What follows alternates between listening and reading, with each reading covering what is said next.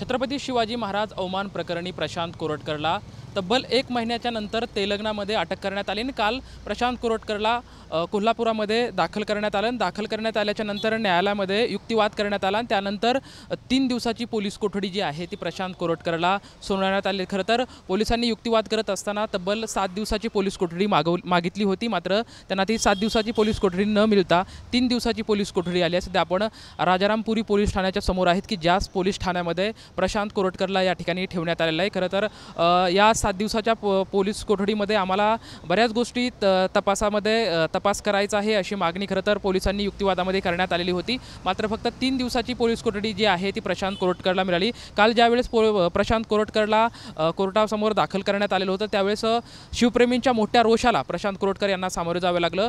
खरं तर पोलिसांना परत प्रशांत कोरटकरला कोर्टाच्या पाठीमागच्या गेटमधून बाहेर काढण्याची एवढी नामुष्की पोलिसांवरती ओढवण्यात आली, त्यामुळे सध्याही कुठलाही अनुचित प्रकार या पोलीस ठाण्यामध्ये आताही घडू नये, त्यामुळे सध्या आपण पाहू शकतोय की मोठा पोलीस बंदोबस्त हा सध्या या ठिकाणी तैनात करण्यात आलेला आहे। कुठलाही अनुचित प्रकार पोलीस ठाण्यामध्येही घडू नये यामुळे ही दक्षता सध्या पोलिसांच्या माध्यमातून खरं तर घेण्यात आलेली आहे, कारण की काल मोठ्या प्रमाणात शिवप्रेमी जे आहे ते पोलीस ठाण्याच्या समोर असतील किंवा कोर्टाबाहेर जमलेले होते आणि चपलीने आम्हाला प्रशांत कोरटकरचं स्वागत करायचं आहे अशी प्रतिक्रिया खरं तर शिवप्रेमींच्या माध्यमातून आपल्याला ऐकताना आणि पाहायला मिळत होती। सध्याही ज्या माझ्या पाठीमागे पाहू शकता की राजारामपुरी जे पोलीस स्टेशन आहे याच्यामध्ये प्रशांत कोरटकरला ठेवण्यात आले आहे।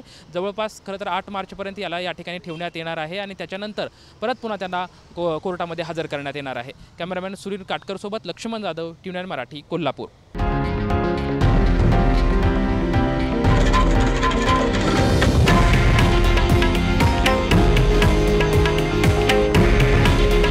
हे आहे देशातील नंबर 1 न्यूज नेटवर्क आणि आपण पाहत आहात TV9 मराठी। काळजी तुमची, हित महाराष्ट्राचं।